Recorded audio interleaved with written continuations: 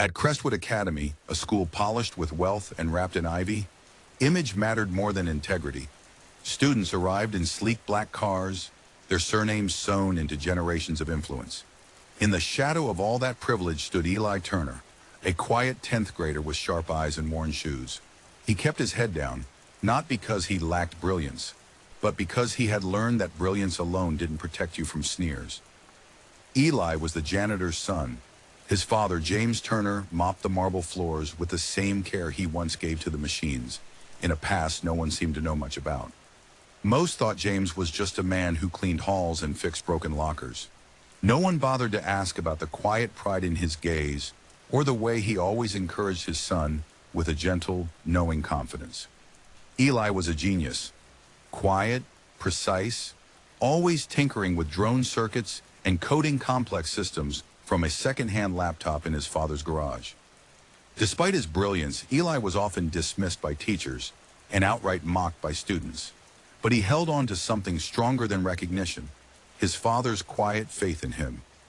Things came to a boiling point during the annual Crestwood Academic Awards ceremony. Eli had led every competition, his robotics project had made it to national press, and even MIT had quietly reached out. The student body murmured with expectation. Eli was sure to win the top honor. But when the moment came, Principal Edgar Bellington took the stage and announced the award would go to Preston Wycliffe, the son of a wealthy donor. The auditorium went silent. Eli stood up, stunned. Bellington's icy smile froze the room. "Please sit down, Mr. Turner. This award is for students who represent Crestwood's values, excellence and class." The pause before class felt like a slap. The message was clear. No matter how smart you are, if your father scrubs toilets, you don't belong. James Turner, standing in the back with his mop, didn't flinch. He simply watched his son lower his head with burning shame. But that night, in their garage, as father and son worked silently on a drone prototype they called Skyroots, something shifted. While Crestwood tried to erase him, Eli's work began to speak louder. An anonymous donor offered a massive contribution to the school's STEM program, only if Eli was put in charge of a new innovation council. Bellington declined the offer, unwilling to let a janitor's son lead anything. But then strange things began to happen. A powerful investor pulled out of the school's funding, citing elitist practices. A reporter began investigating Crestwood's scholarship ethics. Rumors spread that a major tech company was eyeing Eli's drone project, and all of it pointed to one man quietly watching from the sidelines: James Turner. Bellington, increasingly paranoid, confronted James during a late-night cleaning shift.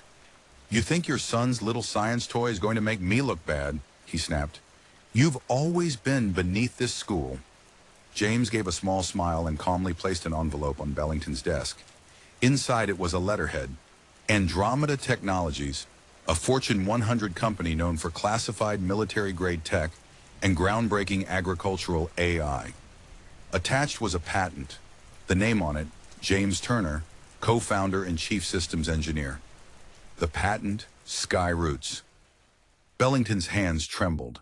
The man he'd mocked, the janitor he treated as invisible, wasn't just Eli's father. He was a legend who had walked away from fame and fortune. And now his son was about to carry that legacy forward. Within a week, the school board launched a formal review. News outlets picked up the story. And finally, after years of arrogance, Principal Bellington was removed for misconduct and class discrimination. Eli didn't gloat. He simply accepted the news and returned to his work, side by side with his father, who was now a publicly recognized pioneer in tech innovation.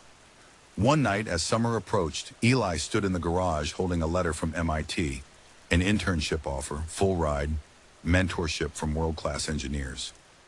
James smiled, his eyes misty with pride. "They want me in Boston," Eli whispered. James nodded. "You've earned it." Eli looked at a small metal cabinet tucked in the corner of the garage, always locked, its label barely visible under dust. Project Radius, classified. "What's in there?" Eli asked, half smiling. James paused, then said quietly, "That's for when you're ready." Eli tilted his head, curious, but James just placed a firm hand on his shoulder. "First, change the world, then we'll open it." The garage lights flickered as Eli turned back to his drone prototype. Something told him his father's past and the future it held was much bigger than either of them had let on.